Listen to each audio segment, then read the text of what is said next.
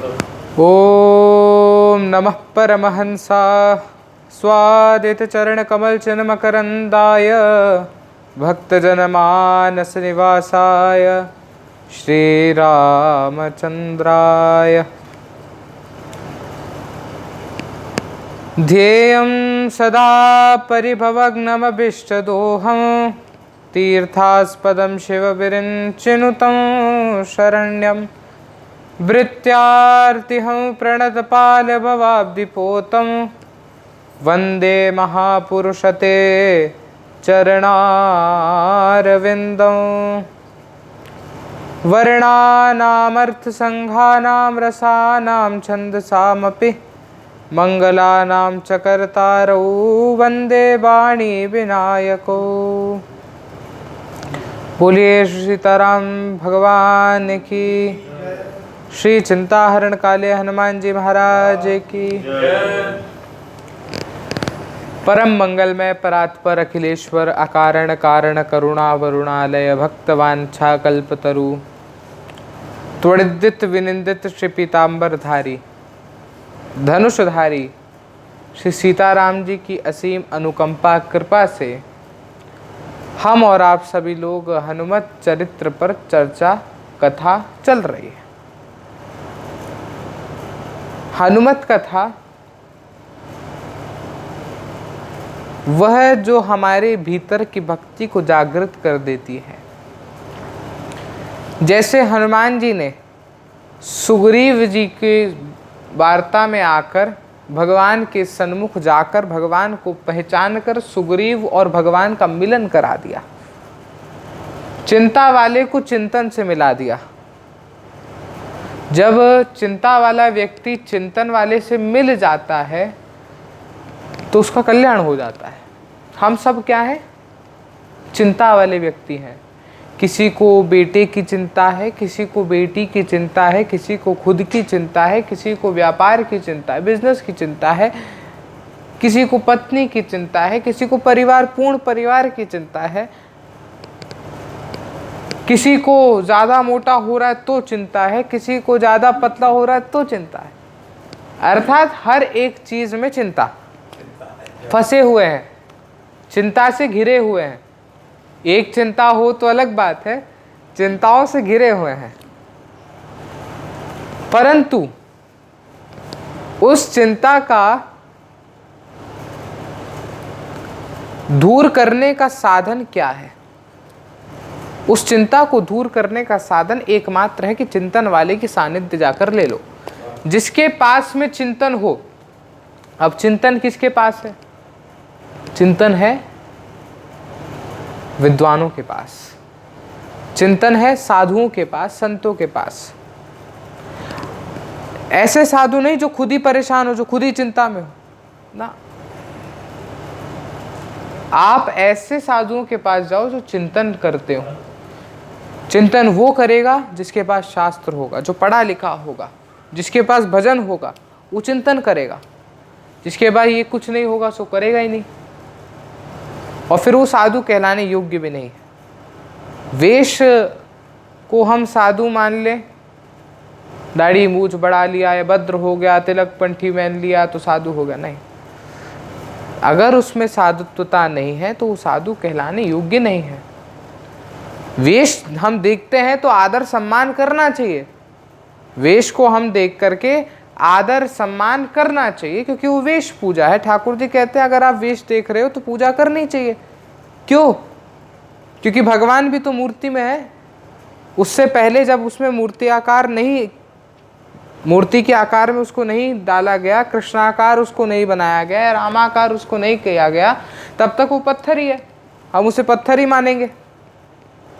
लेकिन जब आकार में हो गया, उसका स्वरूप बदल दिया, तो फिर क्या हो गया? हमारे लिए पूजनीय हो गया।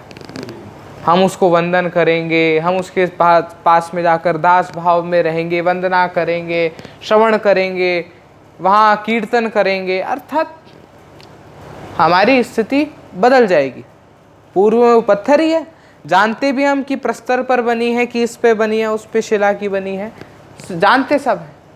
लेकिन वेश की पूजा होती है तो वो वेश में आकर के हमारे भाव बदल जाते हैं।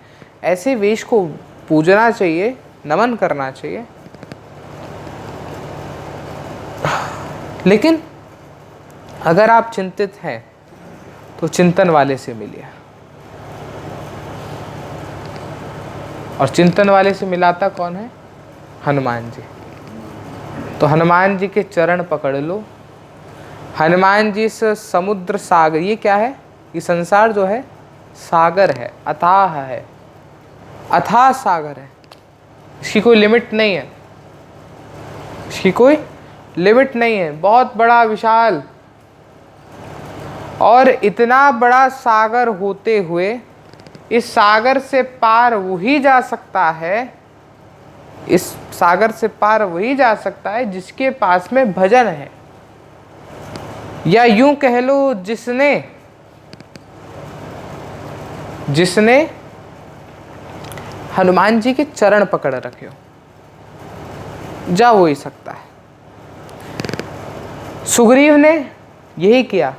जय जय जय हनुमान गोसाई, जय जय जय हनुमान गोसाई, कृपा करहूँ गुरुदेव की नाई, कृपा करहूँ गुरुदेव की नाई, जय जय जय हनुमान गोसाई। सूर्य ने कहा कृपा करो, और ये जो चौपाई है ना, इस चौपाई को एकदम सिद्ध कर लो। हनुमान चालीसा वैसे पूर्ण सिद्ध है, इसको सिद्ध करें तो कहना ही क्या, आपके पास में हर एक चीज़ अष्ट सिद्धि नवनिधि के दाता है ना, सारी सिद्धियाँ आ जाएगी। लेकिन ये जो चौपाई है, जय जय जय हनुमान गोसाई, कृपा करो गुरुदेव की नाई, बस रोज दीन भाव से जाओ कि मैं दास हूँ, मैं निम्न हूँ, मेरे अंदर शुष्कता है, नीरसता है, मैं अबोध हूँ, अज्ञानी हूँ, मूढ़ हूँ, मंदमती वाला हूँ। अपनी पूर्ण स्थिति कर बता दो, चाहे आप कैसे ही हो, आपके पास विद्वान हो, आप ज्ञानी हो, लेकिन भगवान माता पिता के सामने ज्ञान नहीं दिखाना चाहिए। कितने बड़े ज्ञानी हो आप, आपको झुक करके रहना चाहिए। ऐसे हनुमान जी के सामने जाओ, प्रभु सब मोह माया है, मुझे जितना ज्ञान हुआ है उससे इतना पता चला है कि मैं कुछ भी नहीं हूँ, अब आपके चरण पकड़ा हूँ, बुद्धि अब खुली है, तो जय जय जय हनुमान गोसाई, कृपा करो गुरुदेव की नाई। गुरुदेव की तरह मुझ पर कृपा करो, गुरुदेव की तरह स्नेह करुणा करो मुझ पर। और जब वो स्वीकार कर लेंगे आपको, और हनुमान जी बड़े सरल हैं, वो तो चाहते हैं कि कोई मेरे पास आए एक बार, और अगर एक बार चले गए और हनुमान जी के चरण पकड़ लिए तो कभी छूटोगे नहीं, कभी छूटोगे नहीं। हनुमान जी खुद आपको ऐसे पकड़ लेंगे कि फिर आपको राम से दूर जाने नहीं देंगे, आपको एकदम राममय कर देंगे, आप एकदम श्याममय हो जाओगे। कहते हैं ना, जित देखूं उत श्याममयी है, ये स्थिति हो जाएगी कि जहाँ कहीं देख रहे हो वहाँ शाम ही शाम, शाम ही शाम नज़र आ रहे हैं, और कोई नज़र नहीं आएगा। तो ऐसी हनुमत कथा है। ये हनुमान जी की कथा हमने पूर्व के पहले के कई एपिसोडों में इस कथा सुनी है, समझी है। ये कथा हम लोग जो सुन रहे हैं, इस कथा के शौकीन, जिसको परम आनंद आता है ये कथा सुन के, और जो इसके परम श्रोता हैं, वक्ता नहीं, परम श्रोता, सुनने वाले, वो है श्री रघुनाथ जी।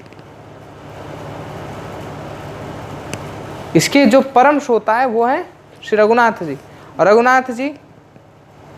और रघुनाथ जी की कथा के श्रोता, परम श्रोता, रामायण मानस चरित्र मानस के परम श्रोता हैं श्री हनुमंत लाल जी। उनके समान कोई श्रोता नहीं। राम चरित सुनी बे के रसिया।